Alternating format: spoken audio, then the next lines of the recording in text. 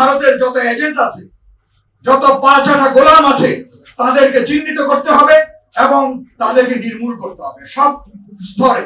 পার্বত্য চট্টগ্রাম হচ্ছে আমাদের একটা বিস্ফোরণ, এবং পরিষ্কার ভাষায় বলতে চাই, এটা তৈরি করেছে ভারত, আমাদের প্রতিবেশী রাষ্ট্র ভারত, যারা আমাদের কখনো বন্ধু ছিল না। তাদের নিজস্ব এজেন্ডা নিয়ে সব সময়, সেই ইন্দিরা গান্ধী থেকে শুরু করে পরবর্তী সময়কালের যত সরকার আসছে, সবাই তাদের নিজস্ব এজেন্ডা চরিতার্থ করার জন্য, পুরা করার জন্য বন্ধু সেজে আমাদের কাছে এসছে। দুর্ভাগ্যক্রমে বিগত 15-16 বছর শেখ মুজিবের মেয়ে, ওই শেখ মুজিব যখন বিক্রি করে দিতে যাচ্ছিল 75-এ, আমাদের দেশপ্রেমিক সেনাবাহিনীর সদস্যরা এই দেশকে রক্ষা করেছে। আপনারা জানেন, আমি অত ব্যাকগ্রাউন্ড ইতিহাস এইসব আলোচনা করতে চাই না। এবং শেখ হাসিনাও দেশকে বিক্রি করে দিয়েছিল, আপনারা জানেন। বলতে পারবেন কেউ? আপনারা এই যে গণমাধ্যমের লোক বলেন বা উপস্থিত যারা আছেন, যে কতগুলো কালো চুক্তি করেছে, আমাদেরকে জনগণকে না জানিয়েও চুক্তি করেছে, একটাও বাংলাদেশের স্বার্থ সংশ্লিষ্ট নয়, সবগুলো ভারতের স্বার্থ পুরা করেছে। তো সেই জন্য আমি এই জায়গায় দাঁড়িয়ে বলতে চাই সরকারের প্রতি, যে আপনারা এখনো 14-15 মাস চলে গেছে, এখনো দেশের জনগণকে জানতে দেননি যে কি কি চুক্তি করা হয়েছে শেখ হাসিনার সময়, স্বৈরাচারের সময়। ঠিক আছে, জাতীয় নিরাপত্তা বিষয়ক স্পর্শকাতর কোন বিষয় যদি থাকে, ঠিক আছে, ফরগেট। তো বাকিগুলো জানান আমাদের। অন্যান্য এই যে 900 একর জমি দিয়ে দিয়েছে মিরসরাইয়ের ওখানে, এত গুরুত্বপূর্ণ জায়গায়, ওই কৌশলগত, রণকৌশলগত ব্যাপারে, ভূকৌশলগত দিক দিয়ে চিন্তা করলে কই এগুলো নিয়ে আমাদেরকে বলেন।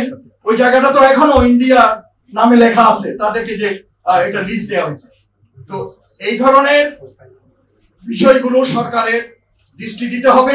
আপনারা জানি না আর কদিন আছেন, যাওয়ার জন্য তাড়াহুড়া করতেছেন, কিন্তু কিছুই করেন নাই আপনারা এখন দাঁড়িয়ে যদি আমরা বলি যে আপনারা কিছুই করতে পারেননি, ইউ হ্যাভ ফেইলড। কিছু গুরুত্বপূর্ণ 2-1টা জিনিস করছেন।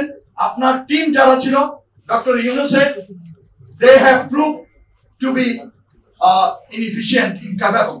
I am sorry to say that. তারা তাদের অবস্থানে এক সময় হয়তো সাকসেসফুল ব্যক্তিত্ব ছিল, লোক ছিল, কিন্তু রাষ্ট্র চালানো এত সোজা কথা নয়। চেয়ারে বসে আমি আর অন্য কোনো কথা বললাম না। অনেকেই বলে যে এত প্রবীণ লোক, তাদের অনেক রেস্ট্রিকশন আছে, কাজে এইভাবে তো মন্ত্রীগিরি করা যায় না। মন্ত্রীদের মাঠে ময়দানে ছুটে বেড়াতে হয়, জনগণের কাছে যেতে হয়, যেখানে ঘটনা ঘটছে ওখানে যেতে হয়। আমাদের ওনারা তো পারেন না, ওই এসি রুমে বসে দেশ পরিচালনা করা যায় না। তো এই পার্বত্য চট্টগ্রামের ব্যাপারে যে জিনিসটা আমি সোজামাটা বলতে চাই, এটা তৈরি করেছে ভারত। কূটনীতিক ভাবে ভারতের উপর চাপ সৃষ্টি করতে হবে আমাদের, যে এইসব রং তামাশা বন্ধ করেন। বাংলাদেশের মতো একটা ছোট অথচ শক্তিশালী আমরা, আমাদের 17 কোটি মানুষ আছে যারা দেশপ্রেমে বলিয়ান। এখানে মুক্তিযুদ্ধের সময়, ওই যে যারা বলে তাদের উদ্দেশ্যে আমি বলতে চাই, মুক্তিযুদ্ধের সময় আমাদের মুক্তিযোদ্ধারা নিয়ে আসছে বইলা গাইড করে আমাদের দেশে ঢুকছে। কতগুলা নদী নালা খাল বিল আছে আপনারা জানেন না?